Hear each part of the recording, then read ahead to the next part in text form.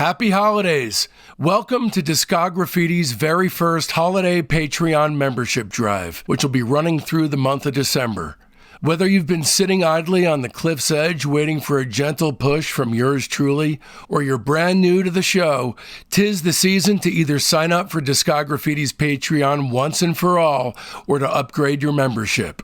And here's why. At the lieutenant or major tier, in addition to 3 or 4 shows a week, access to the gigantic archive of Patreon back episodes, and your backstage pass, through the month of December only, you'll also get the following. An onboarding call with me during which you'll tell me all your ideas on how to make the podcast you'd like to hear. And whether I use all, some, or none of your ideas, I'll have listened closely and most importantly, gotten to know you. Plus, 3 months into your membership, you'll be eligible to appear on the Discograffiti Soldiers of Sound podcast. That's right, an entire episode all about you, your band, your band's album, your band's tour, or whatever other cool stuff you might be up to. And not only do we make the episode, we promote it for you too. Last but not least, you'll receive a completely free digital copy of Metal Machine Muzak, which otherwise costs $11.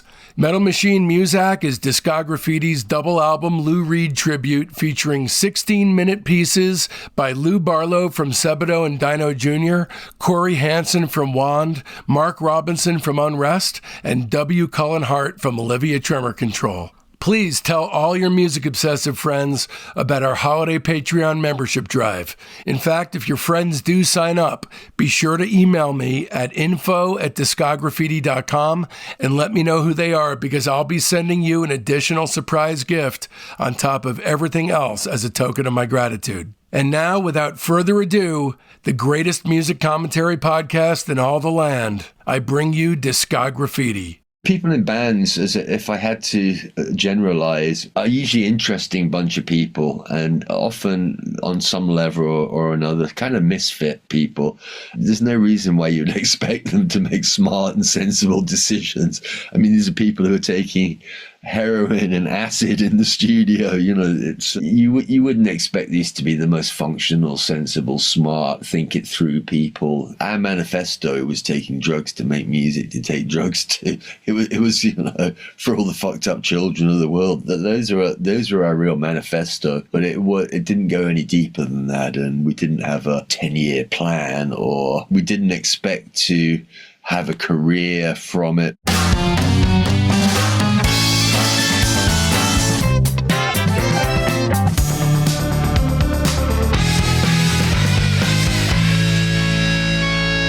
Welcome to Discograffiti, the Music Obsessives podcast that gives freaks like you and me the chance to connect with a brotherhood obsessed with rating the entire discography of every single artist and band that ever mattered.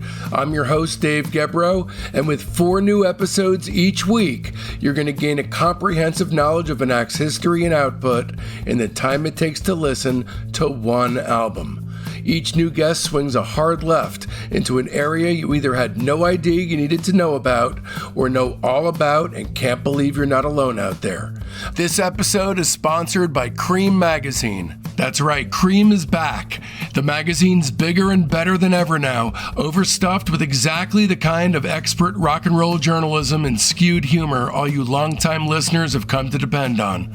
It's a quarterly now and available by subscription only. Part of how I get paid is based on how many subscriptions this episode racks up. And that's where you come in, loyal listener.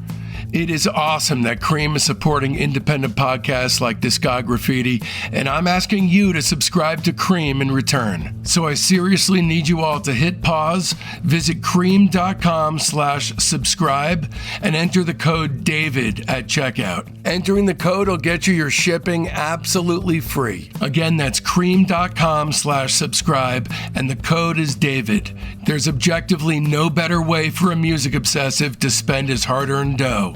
Thanks again to Cream for supporting Discograffiti and being America's only rock and roll magazine. And in this episode, we'll be turning our spray cans on Spacemen 3. Psst. Along with our special guest, Pete Kember, A.K.A. Sonic Boom. This is part 3 of a 4-part, 6.5-hour interview. Here's just some of the many things that Pete and I touch on in this podcast. The very moment when the rot and discontent began infiltrating the Spacemen 3 world, why the band's relationship with their record company came limping out of the gate right from the go, the origin of the band's no girls on the bus policy, how Pete really feels about Spiritualized, and a fascinating deep dive on Playing with Fire, plus the twin live documents Performance and Dreamweapon. If you're a Spaceman 3 superfan like me, you'll want to turn this free version off right now and opt for the director's cut of this episode on our Patreon page, which features 25 additional minutes of essential material, including overviews of entire releases. And you can find it in our Patreon shop for mere pennies at patreon.com/discograffiti/shop. Or better yet, just subscribe for access to the complete versions of all our shows. I recommend the Lieutenant tier at the very least, so you can access those director's cuts, but the major tier is what you want if you want it all, including, for you true music lovers out there, a guest-packed cornucopia of off-the-beaten-path episodes, and the more obscure the better. Even if you're on the fence, just head over there because it's finally free to become a basic member. Coming up, we've got a career-spanning interview with the Beatles' Pete Best and a massive, many-guested launch into the Beach Boys' entire catalog. So don't miss out. Open up your listening app right now and subscribe. And away we go then! So, as best as I can ascertain, the January to February 1988 tour of Europe with Germany, Austria, Switzerland, the Netherlands, and Belgium, the 30-gig tour, that is where, at least that in my reading, I was able to ascertain that the tensions and discontent in the band started arising. Is that where it started? Yeah, I mean, I could have killed every one of them about halfway through that tour, I have to say. What exactly happened? Because it seemed like everything was fine, and then it wasn't. We had a friend, guy we used to buy drugs from, but it was a good friend as well. We didn't just buy drugs from him, but he was older than us, but he had just got a new girlfriend. He had sort of cheated really on his long-term partner of the time with a girl who was much younger than we were, and he was 10 years older than us. And he knew we were going on tour, and he said, I'll drive you. I'll drive you. I'll do it for nothing. I'll just, if you can get me accommodated, I'll drive you around Europe. And foolishly, we accepted his offer. And he was kind of a wild child in many ways. And he might have been even wilder with his new wild child girlfriend. And I felt he led the charge and led people astray. I mean, we were young kids in Europe. They wanted to have fun the whole time. They wanted to party and have fun the whole time. And sometimes that was not beneficial to what we were meant to be doing there. The best way to break a band is to put them on a 30-day tour. That's one thing I really learned from that tour. Long tours destroy bands because it doesn't matter how well you get on at the start of it. Just living in each other's pockets and all day in the van and all night at the venue, and it doesn't always bring out the best part of other people's characters. And I'm sure it didn't bring out the best part in mine because I was pissed off at them a lot of the time. And so I'm sure the energy just fed back round and round and got worse. Yeah. And at the end of the tour, Stuart Roswell quit. Yeah, he might have jumped before being pushed a little bit. But at the end of the tour, before we even got back, I had said to the rest of them, I didn't want to do it anymore. I didn't want to do this. I was just like, if this was the way it was going to be, I just didn't want to do it. And then Roscoe left. I think Pete Bain was sort of meant to leave with him. They meant to sort of had some solidarity on it, which collapsed quite quickly. And when I said this, Jason said, yeah, I'm really sorry. Let's, it's been fucked up, but let's you and me, keep going with it. And I was like, okay, and I mean, Pete Bain did leave at that point as well. I mean, he'd left the band before and come back. He left, Roscoe left, and we had another friend of ours, Will Carruthers, who we asked if he would play bass. And initially we had no drummer. Most of Playing with Fire, in fact, the recording on that, we didn't have a drummer. There was a French guy called Thierry. I don't remember his surname, but he was in the band for about 0.2 seconds. He wasn't a very good drummer, unfortunately. I mean, it worked out well. Playing with Fire did not need a drummer. Whatever you did for that record worked out perfectly. The overriding importance of Kate Radley upsetting the balance of the band, was that overstated? I don't think Kate Radley did, but I think Jason, they had fallen in love, and Jason just kind of dropped the band, really. I mean, it was impossible to even get to speak to him at the time. So it just was like, oh, really? This is my opinions, of course. He'll probably say totally different. But I mean, a little bit it's borne out by the facts. He stopped writing songs. Yeah. And going into Playing with Fire, I said, we have this agreement that we'll just split the credit on everything. But I'm not going to continue to do that with you. If I write all the songs, it's not fair. You've got to do stuff, dude. He wrote some of the best Spacemen 3 songs, and for him just to sort of like jerk it off and not do it was severely disappointing. And I think that was, once I said that to him, it's something I shouldn't have ever said to him. I should have gone with the flow. But I mean, this is in hindsight. And I guess when Jason, when he realized that this was a possibility, he would earn less from the record by not being a songwriter. He produced fairly quickly the songs that he has on Playing with Fire. I mean, 2/3 of that record is written by me, and he, Lord, Can You Hear Me, So Hot, and Wash Away All My Tears. Yeah, the crazy thing is his material amazing. Is insane. But when I look at the circumstances, what it reminds me of is Lennon during Sgt. Pepper, where, he's around all the time, but clearly he's not bringing as much to the table as Paul McCartney. He'd not long been with Yoko at that point. And it may be a very similar story. I got other shit in my life I want to do. This is my life as well, which was probably, I would say Jason handled the situation badly, and I handled the situation badly. And the combination, of course, didn't help anything. Look, you guys are pretty much kids at the time. Look, you're not the only one on this Zoom call who has worked in intense creative situations with friends. I'm not comparing myself to you, but I've been there, and it gets unnecessary. I mean, there's layers of things that you wouldn't deal with somebody who's not a friend. But two mates who come to the table at the origin point with the same priorities at the same level, and then it's redistributed. Was there a resentment that your shared love of the same thing was not at the same point anymore, and that he was not paying as much attention to you? No, I don't know. I think the dream was slowly fading from that tour. As you said, that's sort of already sowed bad seeds. I think it was just a misadventure of circumstances that came together, and we had no good guidance from anyone. We had a manager by that point. We'll get to him because there's plenty grist for the mill to talk about there. Yeah, I'm not blaming him at all. He was the sort of manager that would get you paid. He was very good at doing that. He did try to sort of like fix the rift a little bit because, I had an issue, Jason, where I don't think I ever made contact, but I tried to punch him.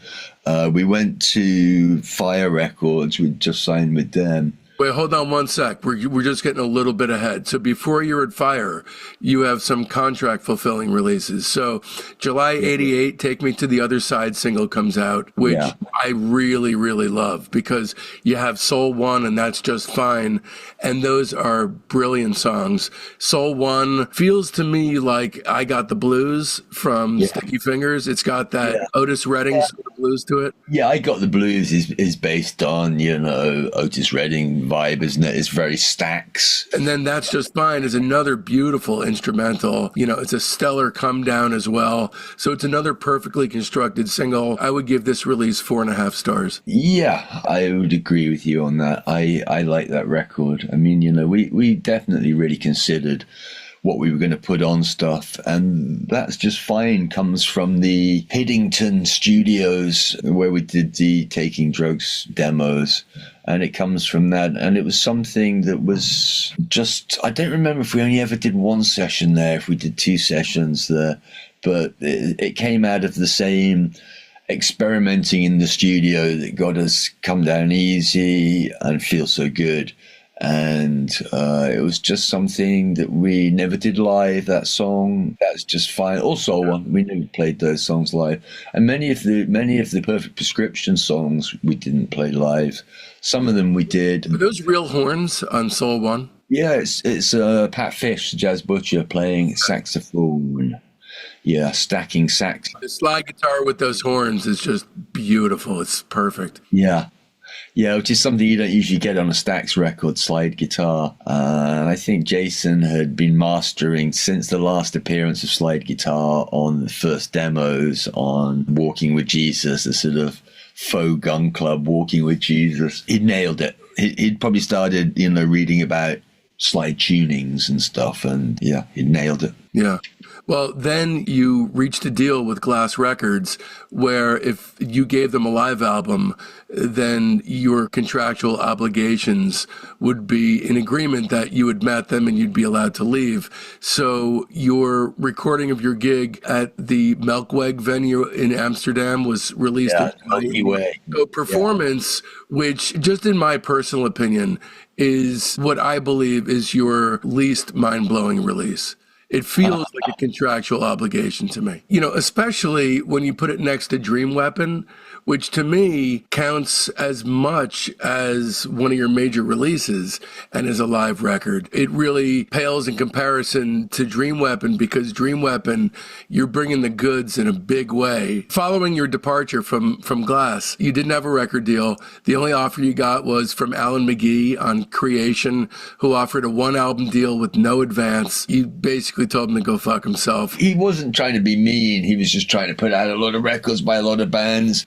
And Creation was a label that had some bands that were very successful and quite a lot of bands that weren't. They were always in the shadow. He was signing My Bloody Valentine at the same time. And I think we would have been crushed asunder with My Bloody Valentine, because they became a very successful band very early on with their EPs and stuff. Those EPs sold a lot of records out of scale for what you would expect. And also, all his fucking resources went to Kevin. Eventually, I mean, allegedly, that's something I'm not qualified to comment on. But the processes of these things are not always the reality, I don't think. And yeah, he definitely stood deep in water to support them, no question. With good reason. I mean, they were producing majestic work, just as you were. But, you know, you guys were able to do it in a way that wasn't making other people lose their shirt or hemorrhage. And he was just able to somehow make that happen. I think their name as well. I think some bands hit zeitgeist sometimes, and definitely one of the large important factors, in my opinion, is that their name. And Spacemen 3 didn't have the same. My Bloody Valentine was a much more appealing name to have on your T-shirt, I think. I mean, that's sort of borne out. But I mean, those guys used to sell a lot of T-shirts. I've toured with them, My Bloody Valentine, nearly every time they've toured since their main tours. Each album, they would ask me to do some stuff with them. And I was always astounded. Sometimes they had almost nothing T-shirts that had some tiny little swirl on it somewhere or something. And they just sold hundreds every night. And also Fire Records, we knew we were going to be, you know, a more important thing to them. They weren't going to be juggling several successful bands as Creation were. I mean, I think the Mary Chain were already on a major label by then. But Primal Scream had descended into that interminable period where they were sort of like a faux Led Zepp. I mean, they probably would have said they were more like MC5, but I would have said that it was more like Led Zepp. I remember having one meeting at Creation with Alan McGee one time, and Alan McGee stopped. And he looked out and was listening, and the Primal Scream were practicing downstairs. And I remember him going, Pete, should I be having anything to do with this fucking music? I was like, yeah, we're on the same page on that one. But of course, I mean, Primal Scream just reinvented themselves. They reinvented themselves several times, as did My Bloody Valentine. Yeah. But they, of course, you know, when they did Screamadelica, proved everyone right or wrong or something.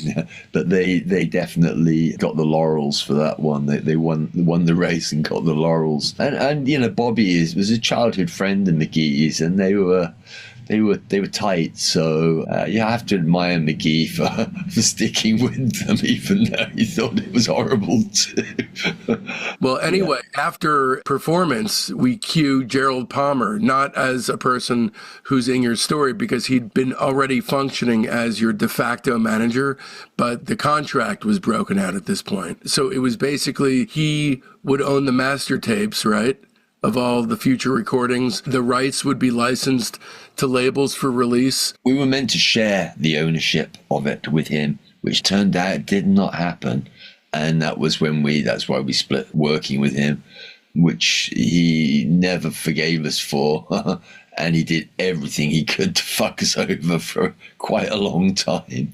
Yeah, we've managed to settle some of our differences with him financially and readdress some things, but far from all. He felt he was trying to screw Dave Barker out of the rights to the records we'd done on Glass, and he threatened to send him bankrupt, that he would bankrupt him for non-payment of royalties if he didn't sell Gerald or let Gerald somehow have the rights. And Dave Barker was so incensed by this that he was like, over my dead fucking body, will you get the rights to these? I'll sell them to Fire Records, Clive Solomon, who we were already talking to, and which he did. And when Gerald Palmer found out, he was not amused that Dave had foiled him and had taken these records to Clive Solomon at Fire Records, and it sort of queered our deal with Fire right from the very start. It was totally fucked up. And we found out eventually that Gerald sort of browbeat Fire until they gave him an override on those records, which he never shared with us. Which, I mean, is, I think you'll find it's against the law. You have a fiduciary position as a manager or a parent where you don't put yourself in front of your charges, let's say, and which he definitely did. And so it kind of ruined our relationship with Fire. It ruined our relationship with Gerald. It was messy. And it went from bad to worse. I mean, it started there, but from there, I know that things only managed to get worse with him. They did. Only Three Lads is a fun, lively podcast hosted by indie musician and nerd Brett Vargo and radio personality Uncle Greg, with a variety of third lads guesting. The show celebrates all facets of alternative music from the 70s, 80s, and 90s, from punk and new wave to power pop, synth pop, Brit pop, indie, and more. While Only Three Lads is partially an interview show, it's more about music fans coming together, with each episode focusing on a different top 5 discussion topic. For example, top 5 Motown-influenced songs, top 5 Saturday night albums, and top 5 songs of 1978. Only Three Lads is charted among the top music commentary podcasts in over 60 countries around the globe, and has been named as one of the top 15 alternative music podcasts you must hear by FeedSpot for 4 years in a row. To date, they've showcased an awesome roster of musicians, writers, filmmakers, comedians, photographers, and fellow podcasters who've shaped and or been shaped by the music we love.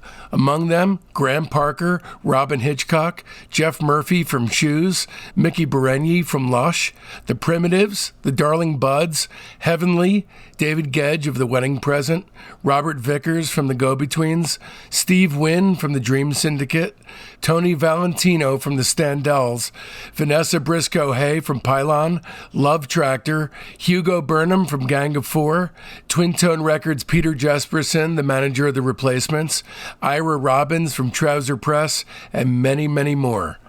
Join the Only Three Lads community on Facebook, Instagram, X, or Blue Sky, and let them know that Discograffiti sent you. And if I may, Brett and Greg are a couple of great guys that work their asses off on their show, and it shows. I love the kinds of guests that they get. These guys go to the mat for what they believe in and what they say, and I really love them for it. You should definitely check Only Three Lads out.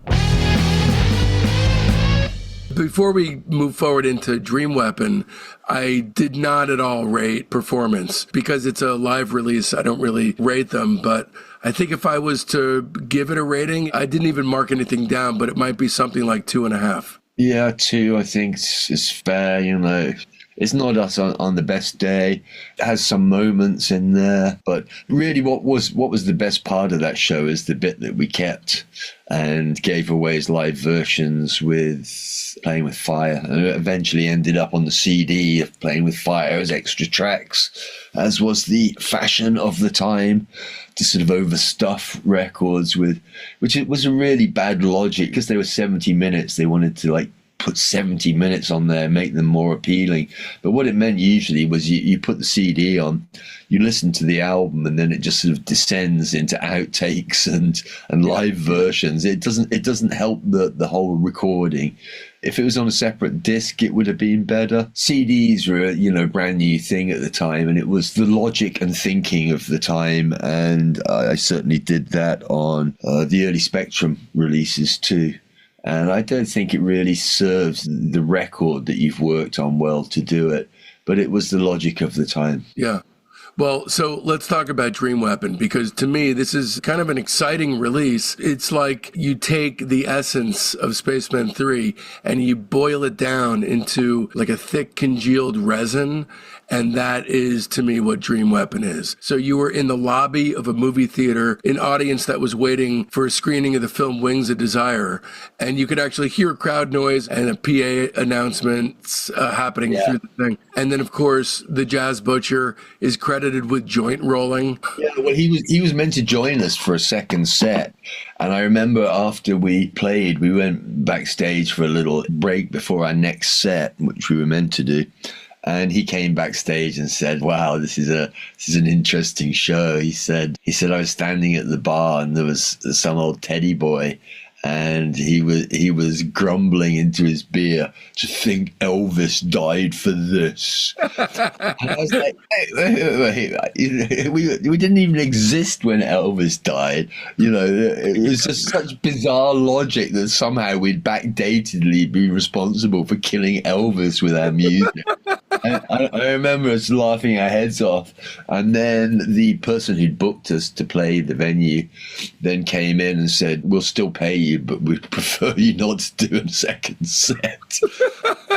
It was always ironic for me that it became such a touchstone, that record, for many Spaceman 3 fans. And it was classic of Spaceman 3. We'd done that, which would eventually become sort of semi-legendary in our lore. The venue didn't have the same perspective of it, let's say, and had asked us if we would not play the second set. Thank you very much. I'm going to be honest with you. I didn't always get it. When I was younger, I heard it once and I kind of dismissed it. I just don't think I was ready for it.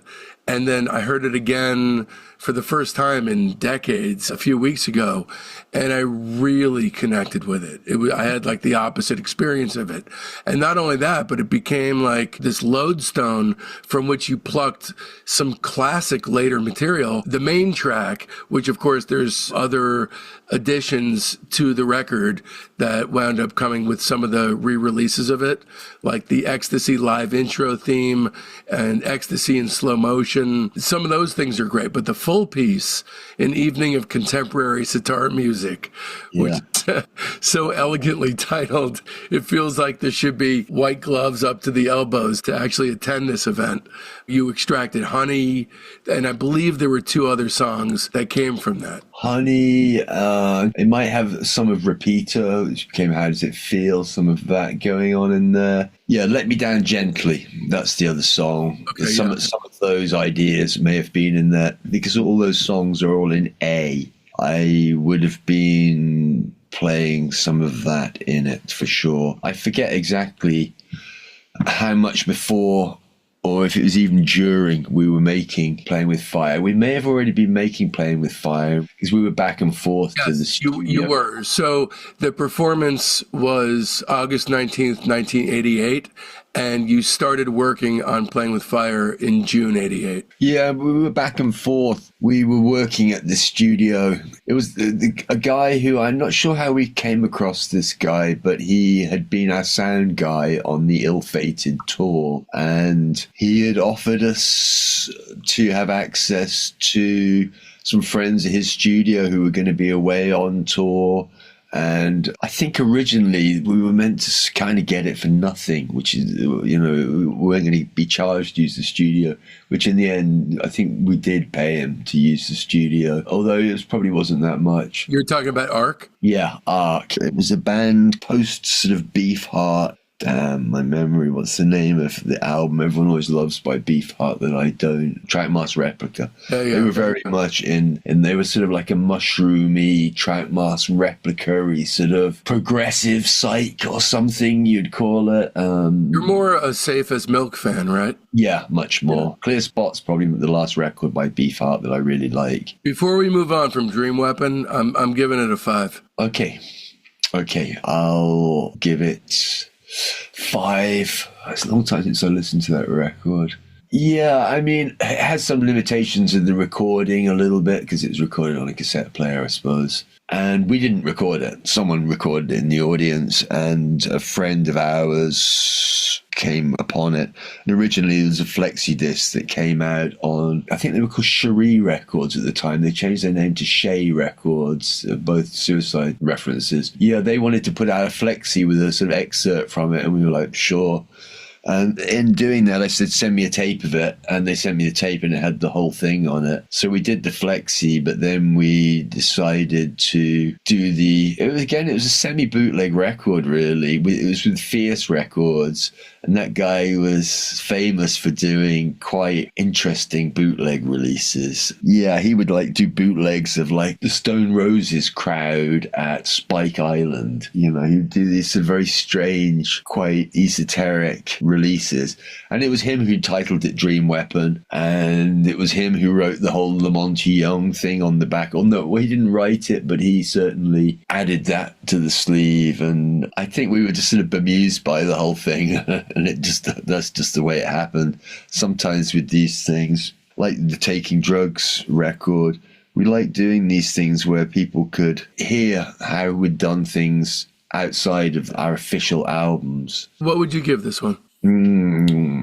I guess I could give it 4.5, something like that. It's a nice kind of document. We had fun with the Ecstasy version on the other side of the record, where it was cut backwards. So you had to put the needle on at the label, and then it played out to the edge of the disc, which of course was, if you put the needle on at the edge of the disc, it just sat there. It didn't play. And then people would move it in a little bit, and they could hear there was music there, and then it would just play out to nothing again. And yeah, it was nice to do this. It was fun to do those sort of things. I always like doing things like parallel cuts and reverse cuts and things like that, and using all the options available to you with sleeves as well, with us using metallics and embossing them, and wherever we could, we tried to sort of make the whole thing as 3D as possible, as total as possible. Yeah, especially some of your later solo releases, you started to get wondrously out there with some of your packaging. Yeah. And I worked at a radio station in college, and it was right when Angel came out and your first record, and it had the spin disc on the cover. And man, did I love that. I mean, my show was from 3 to 6, and I always closed my show with Help Me Please. And I always walked back to my dorm room as the sun was coming up on Commonwealth Avenue with Help Me Please going through my head.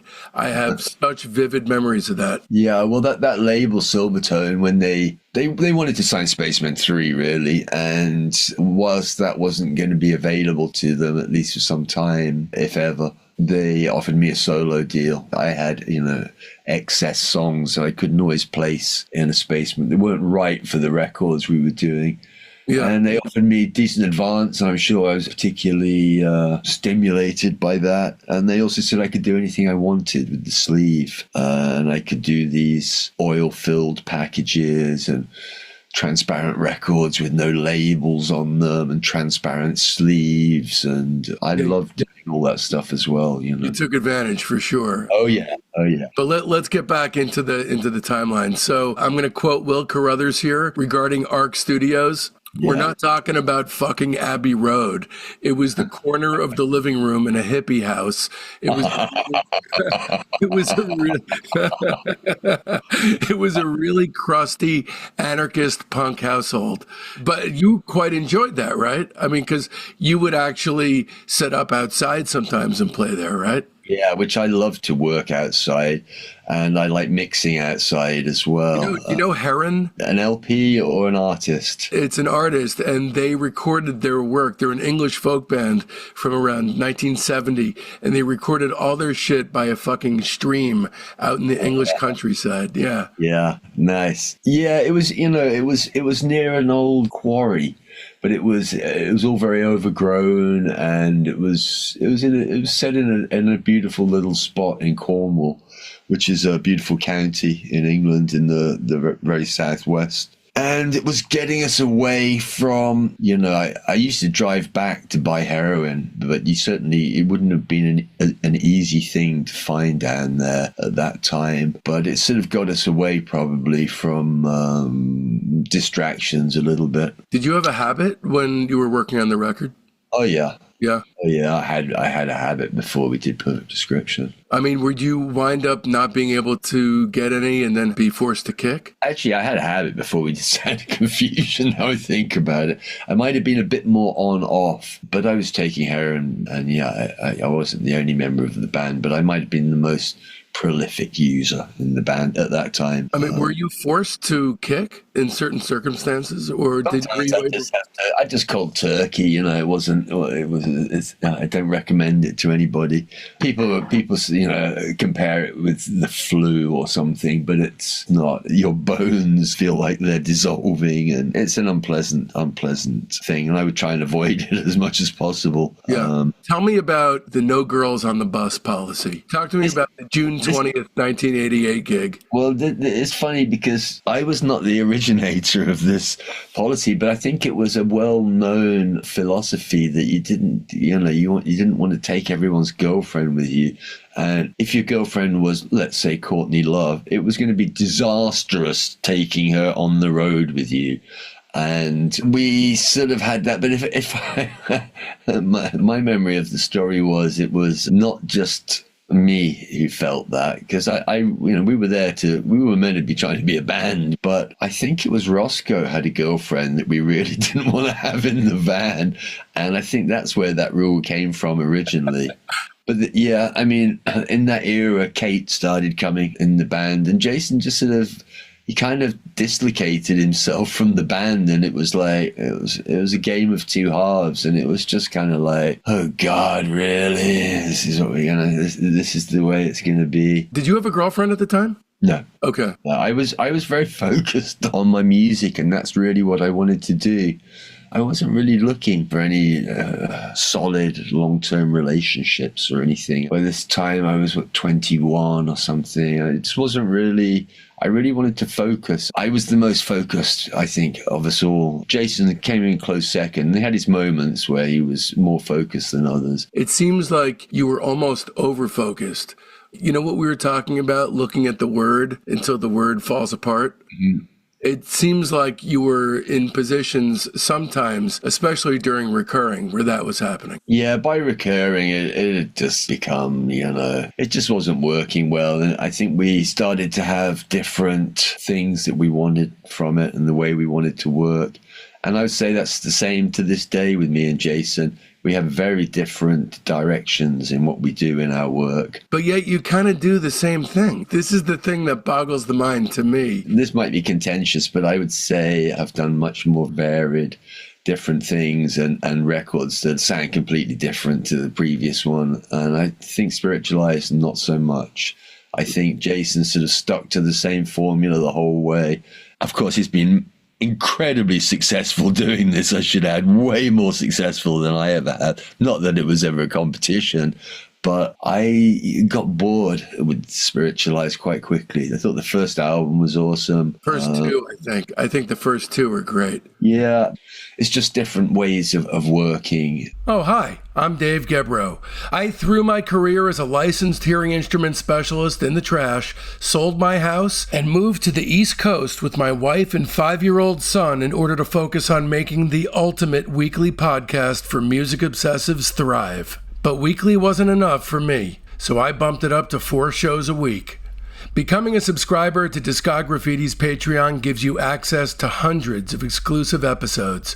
As a 2-show-per-week private, you get the weekly show by and for our Patreon family, the Discograffiti Soldiers of Sound podcast.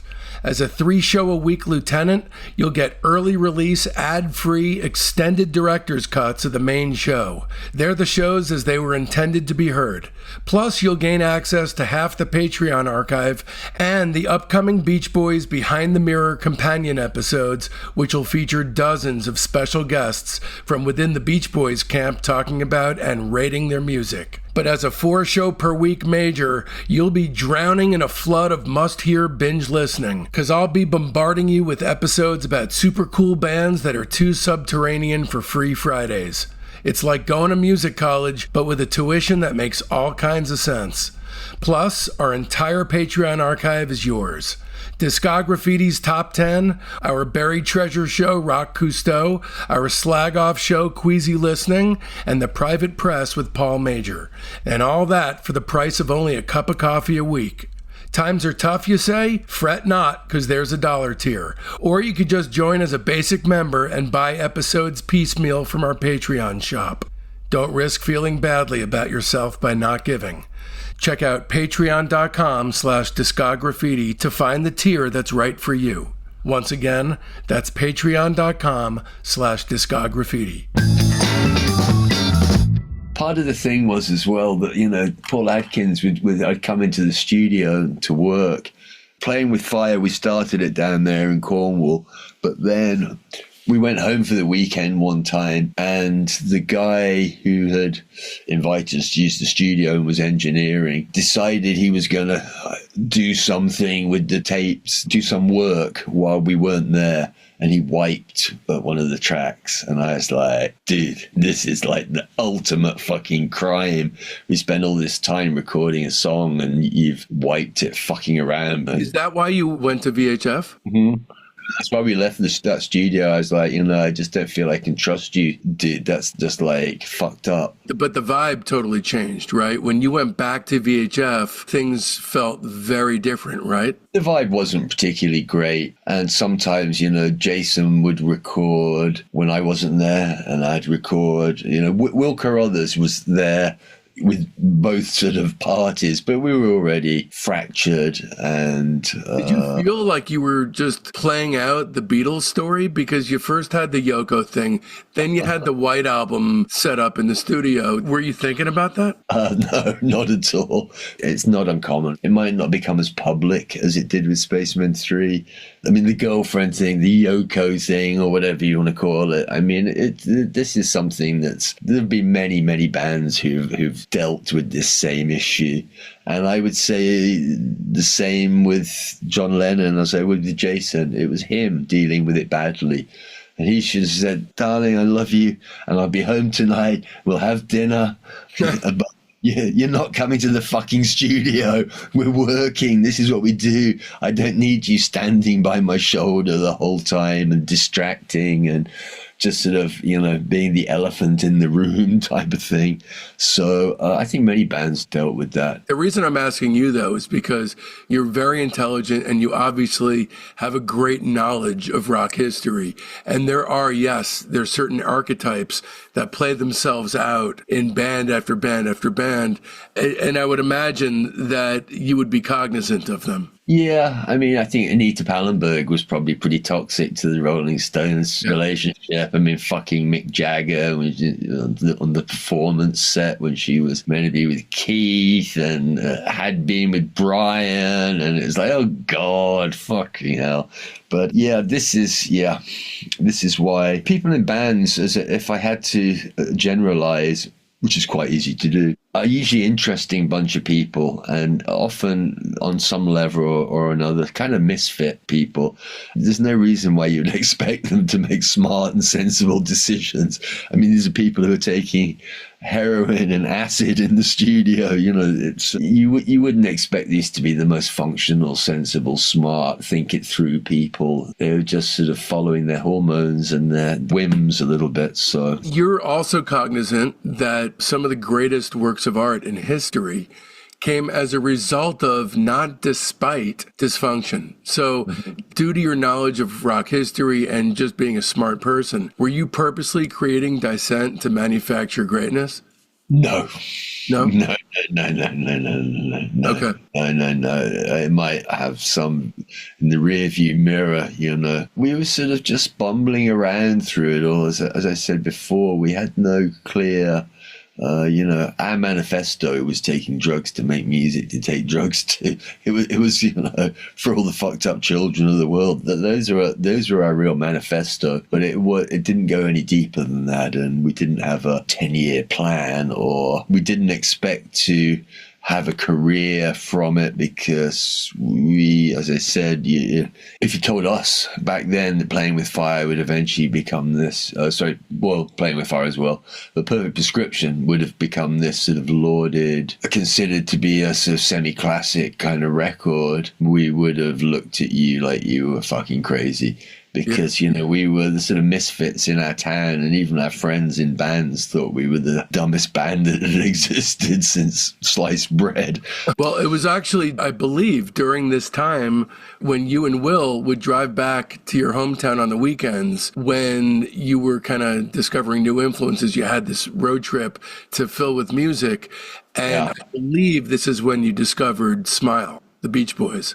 Yeah, it was around that time that I became friends with Richard Formby, who eventually was in Spectrum. But I'm pretty sure it was him that turned me on to the Smile stuff. And I'd been getting into the Beach Boys anyway. And there was Smile tracks that you could find, of course, on some of the LPs they were spread about. Smiley Smile has little parts. Surf's Up has little parts. There's little parts on each of their albums. There's something that was sort of left over or reworked from Smile. Yeah, 2020's got a couple of key ones. Yeah, 2020, good record, that one. I can't wait to do a deep dive with you on that. We'll save that for the future. Most people thought liking the Beach Boys back then was talking about the dumbest thing since sliced bread. That's what they thought the Beach Boys were. People thought they were just a really disposable, fun, sort of just pap, And I didn't feel that from today, really, from the album Today onwards for a few albums. And I wanted to enlarge, really, the influences that we were absorbing. And my friend Richard, there was a record store, may or may not still be there. I think it might have even been called Pet Sounds, the record shop in Newcastle. And I don't remember if he had mail order catalogs from them or if he used to go in there. But they started having multiple versions of Smile, different bootlegs. I have several CDs from that era of Smile with different stuff on each one, but all from Smile sessions somewhere, and some versions of it, some with more overdubbing, some with less. We'll return back to this in more depth at a future date, but I am curious just in terms of how it relates to Playing with Fire, if it actually, in fact, does relate with Playing with Fire. Yeah, because the sort of whole sort of psychedelic transition, the sort of songs that stop and start again and just sort of hang for a while, really played into the way I wrote things like Honey. And also the thing of taking sort of two songs and sort of like cutting them up and sticking them back together again. So you were sort of transitioning between these two things. I really liked it, and that was definitely influential on it.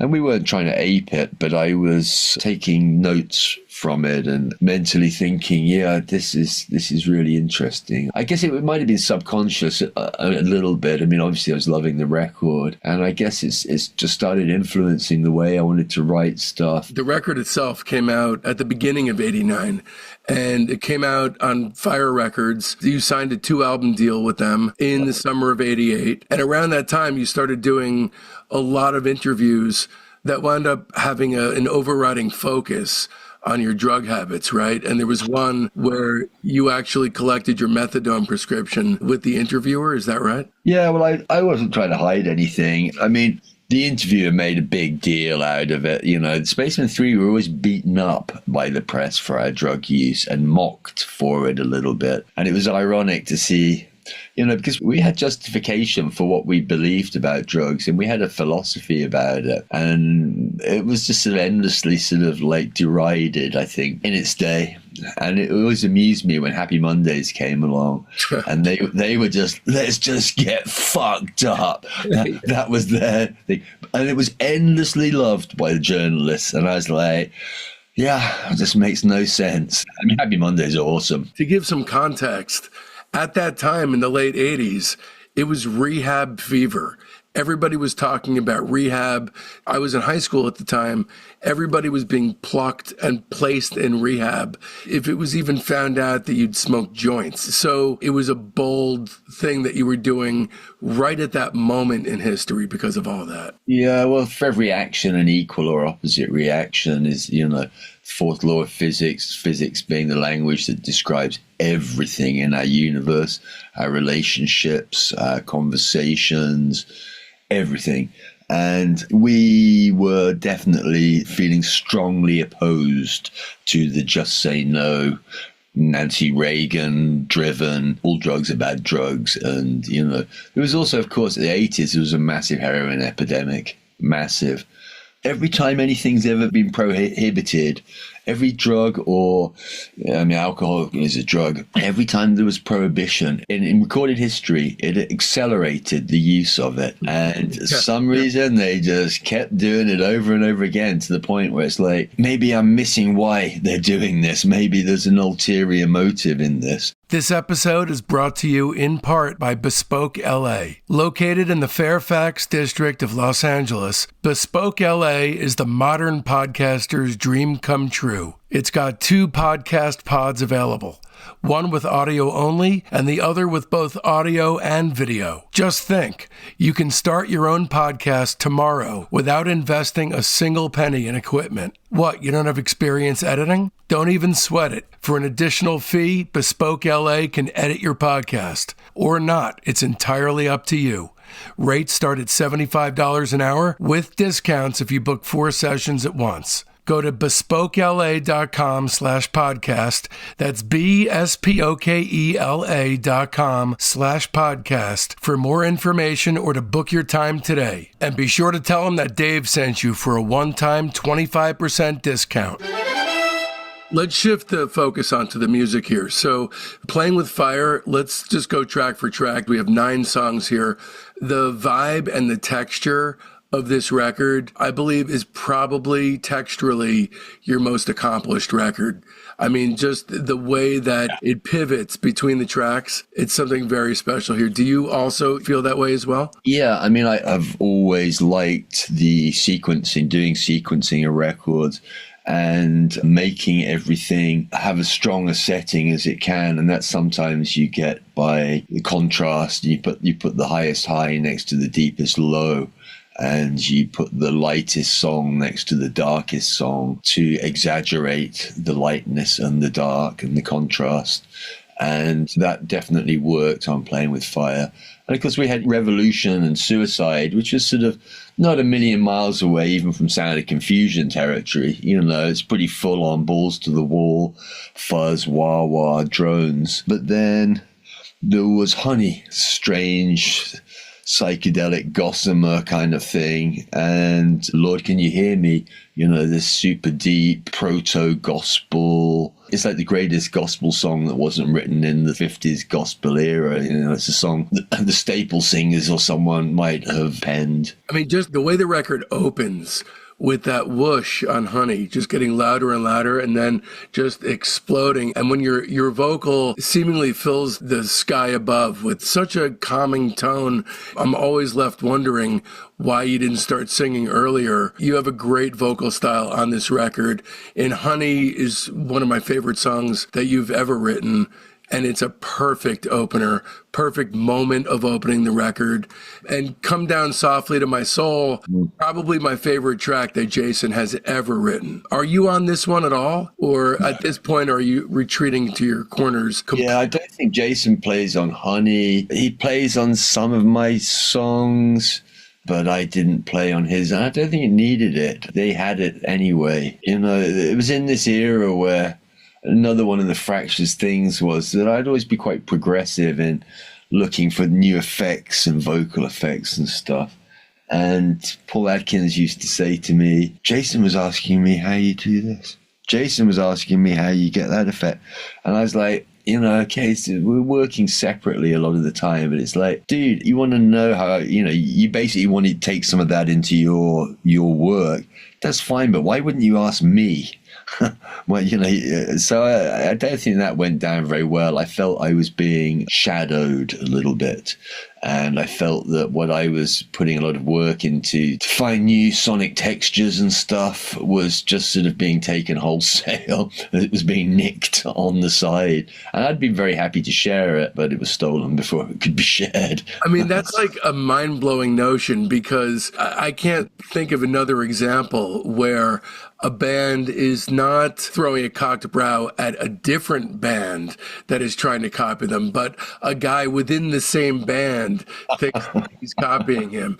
It's kind of mind-blowing. It ain't what you do, it's the way that you do it sometimes. Right. I felt it was just badly handled and badly dealt with, and I was trying to make the production of my own songs have certain magic to it, and it was Jason, who had never given me really much credit for anything, clearly wanted a slice of it, but only if he didn't have to credit me with it.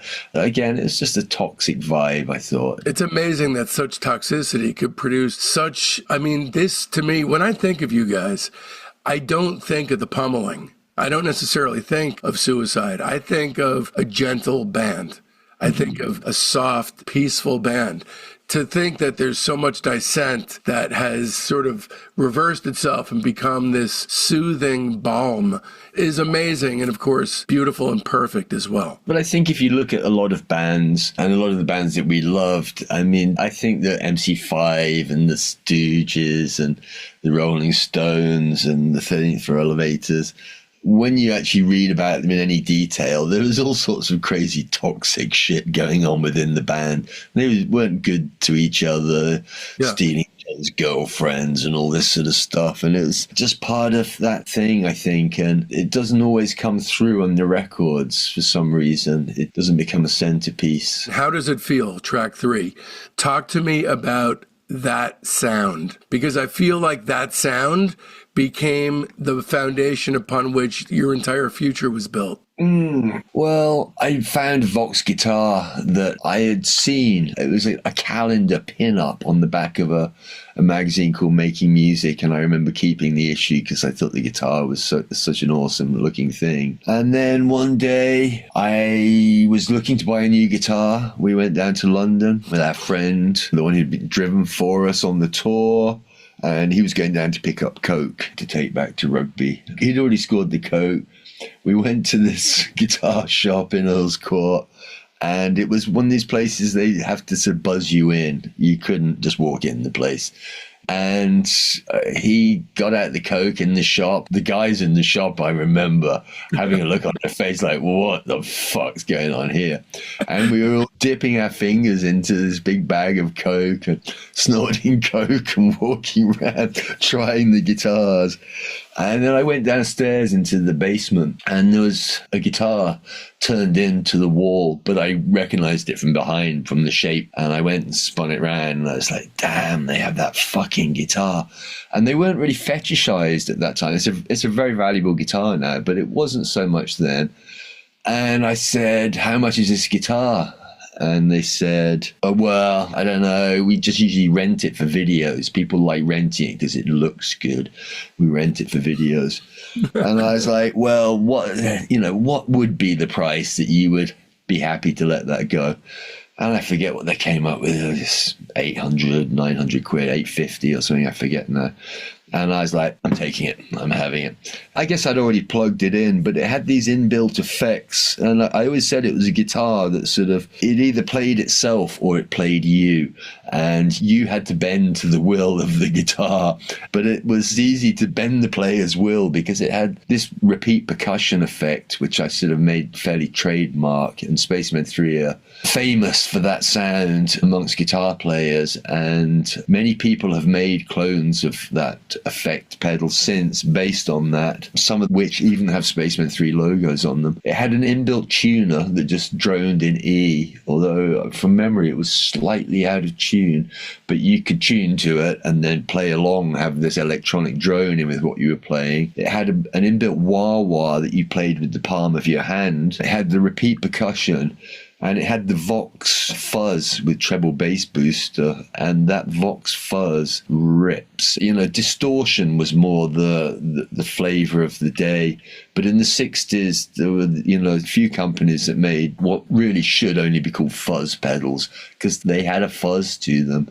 And it had a real electrical energy to it. And yeah, it became really important, that intro sound. I would use it backwards, I would use it forwards. But yeah, how does it feel? It's just one note. It's 3 A's, a chord of 3 A strings, 3 A notes being played through the wah-wah, the fuzz and the wah-wah. I mean, very, very slowly sweeping through the wah-wah and letting the wah-wah. It was spring-loaded, that wah-wah as well, so you could do these very long, slow, just releasing the wah-wah.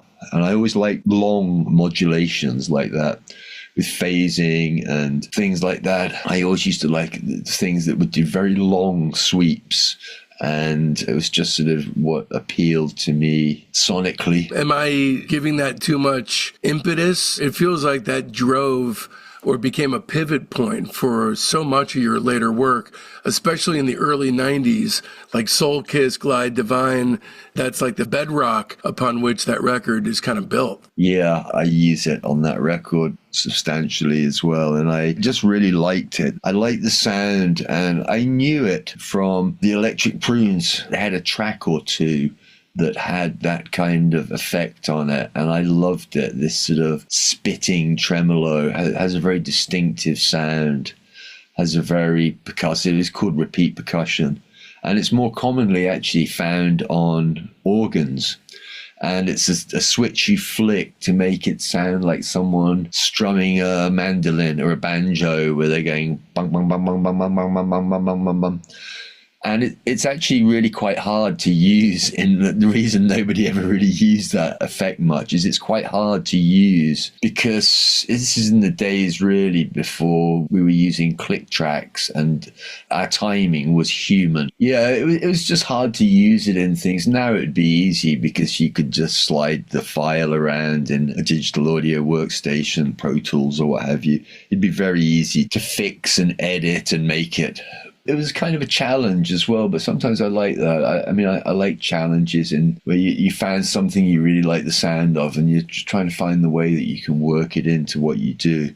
And then we pivot to I Believe It, which is another one sort of in the vein of Honey. And again, like, you know, even though it's got revolution and suicide on it, when I think of this record, I think of a very peaceful record.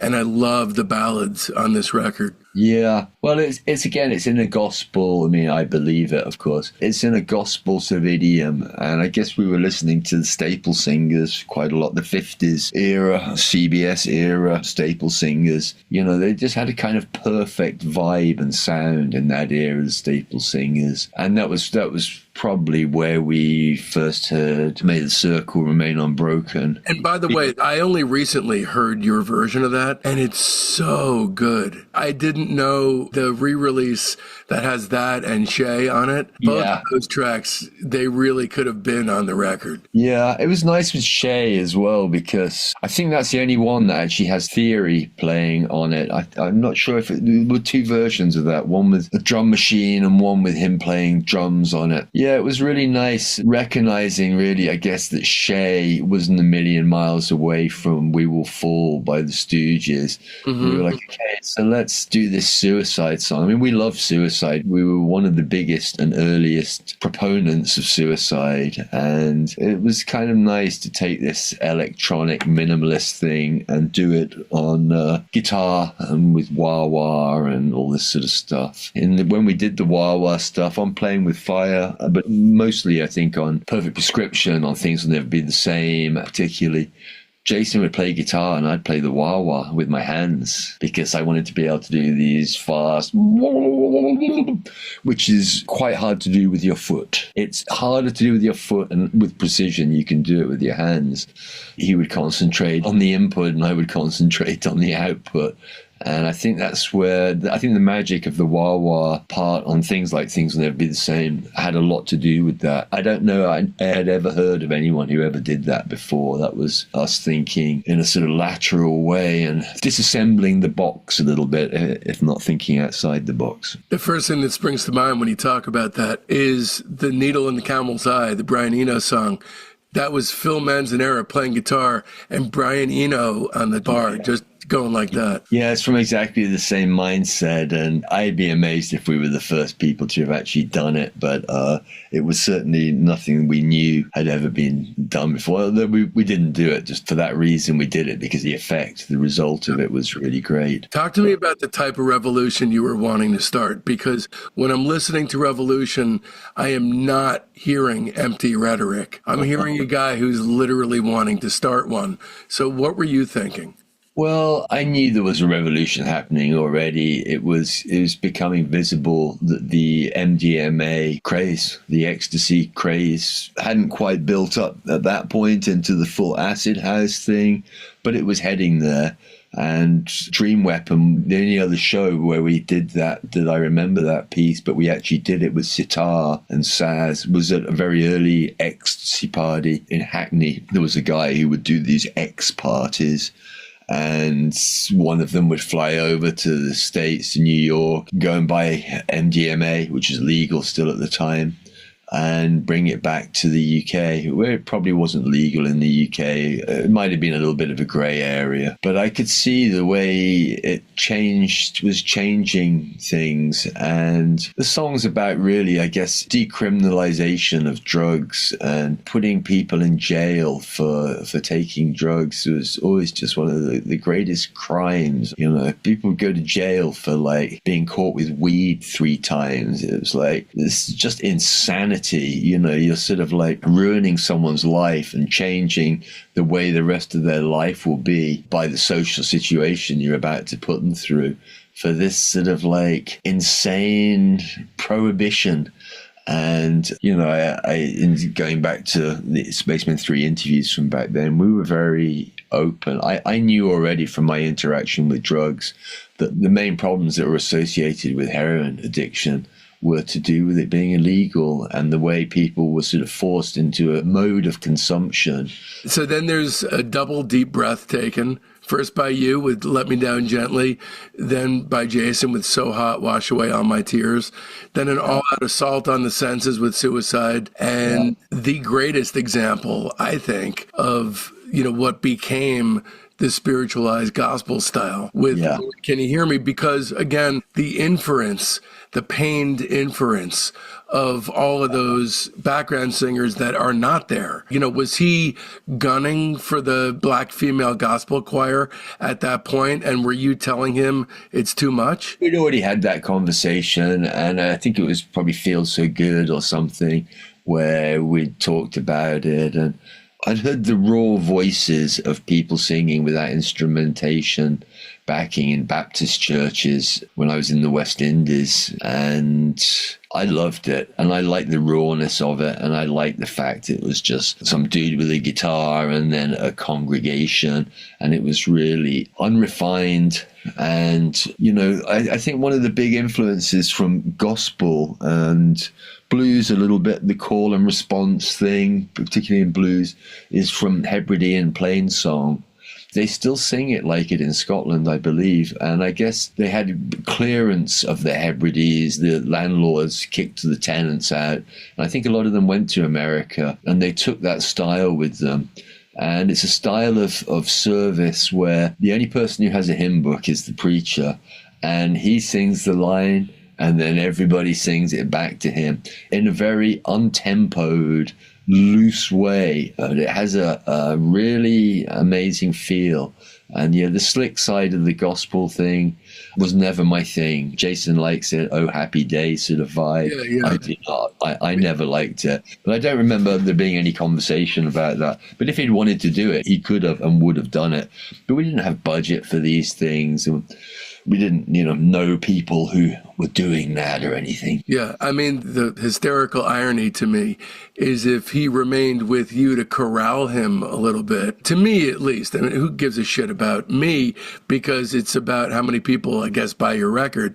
But, the pained ache of Lord, Can You Hear Me? Yeah. To me, that is 10,000 times more effective than anything on Ladies and Gentlemen. Yeah. I agree. So I'm going to give you my capsule review of this record. Trying to figure out how many times I've listened to Playing with Fire is like trying to guess how many thousands of jelly beans are in the jar. Is it 2,000, 4,000? I honestly have no idea. This record is part of the sonic bedrock upon which my being is built. It's completely and entirely perfect, in my opinion. The textural flow of the piece is at a much more heightened sense of sophistication, and it offers up the sharpest freakout peaks and most soothing valleys at the most maximal possible levels of excitement and calm for you and Jason. This, to me, is the perfection of the Spaceman 3 sound.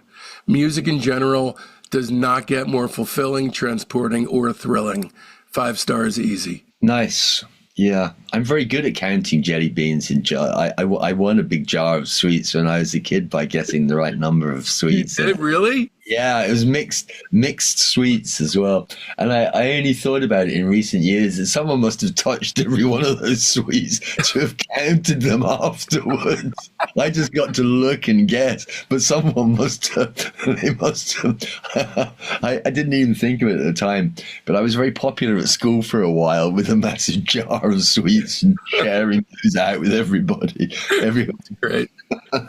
Yeah, there was a lot of sweets. Is this 5 stars for you? Yeah, I guess so. What's lacking for you? There's an element. No, I mean the same with my singing skills and things like that, and I still hear some imperfection in Playing with Fire. And if it's your voice, for example, or you playing the part, you're more likely to be sensitive to it in a way that no one else ever will be. So I don't think it's perfection. And I know, for example, when we were doing Revolution, we were so sloppy. We were always sloppy in the studio, and we'd sort of record the track, and then we'd realize that we'd done the bar count wrong, and we had to find a way to fix it. And that's why the drums drop out in Revolution at that point.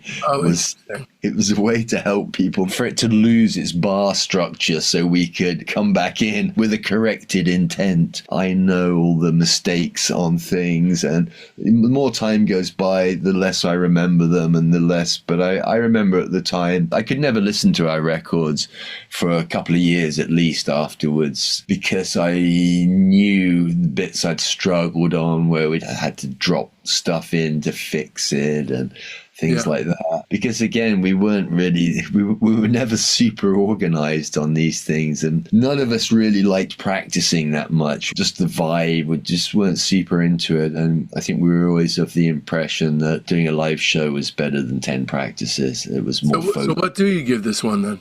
I'll give it 5. 5 with a caveat. It was the first record that got any critical acclaim for Spaceman 3 at the time. Revolution did well as a single, and it sort of took us to a different place in our careers where we were getting written about a lot and getting front covers and things like that. So it was a really important record for us. And I don't spend much time listening to my own records. You know, I don't sit around listening to my own records the whole time, because that would be punishing.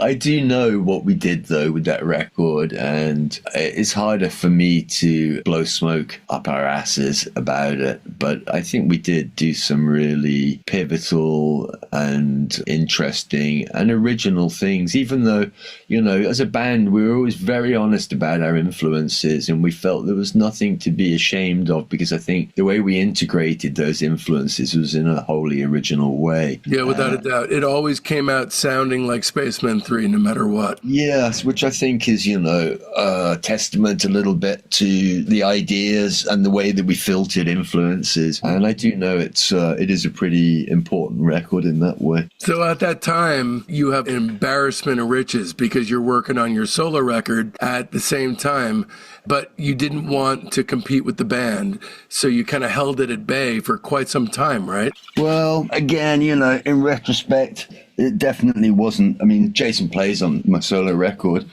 but I don't think it was good because I was always more verbal than Jason. I think he felt a little bit that he was sort of being overlooked in the grand scheme of things, which I understand a little bit. And that probably didn't play well into that. You know, people doing solo records in a band can be fractious. So was it the best idea? You know, we never made the best decisions. So in general, I think you could argue being addicted to heroin, it might fall very, very strongly under that category. Do you regret doing heroin?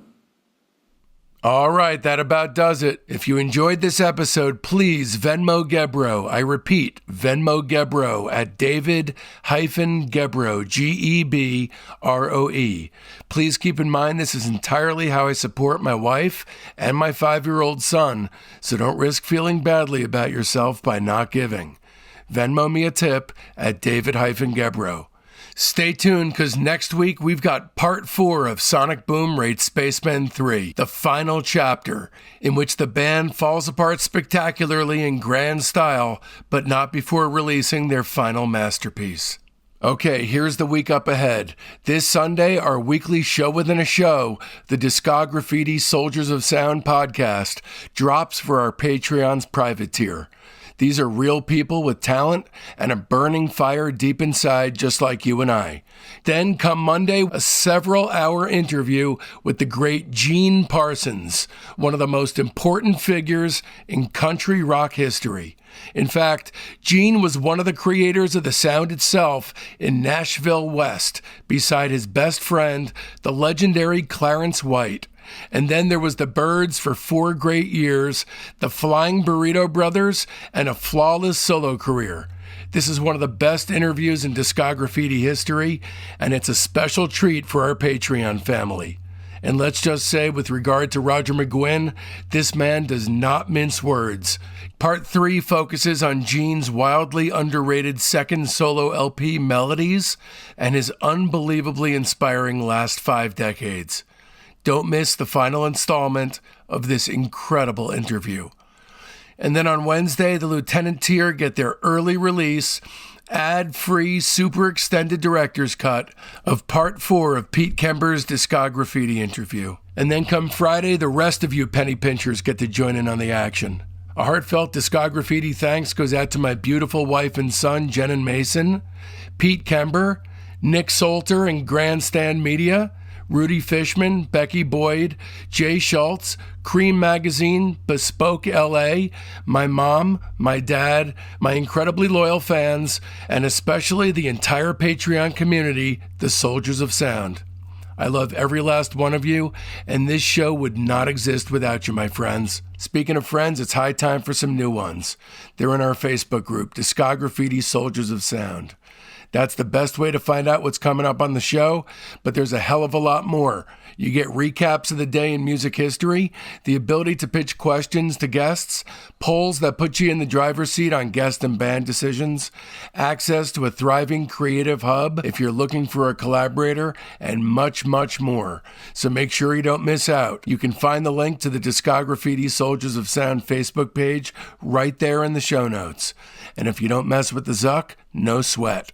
Just email me at info@discograffiti.com and I'll keep you in the loop. So now that it's done and you want more, another way to dive even deeper into the trippiest, most psychedelic music ever created is to leap headfirst into an interview with Phil Manzanera about Roxy Music's first 5 years. That's episode 140. Coolest Shaker and the albums that shaped them. That's episode 139. Will Cullen Hart on the Olivia Tremor Control. That's 131 to 133. The Mark Robinson series, that's 128 to 136. Corey Hansen rates Wand, that's 120 to 121. Jules Alexander and Terry Kirkman on The Association, that's 109 to 113.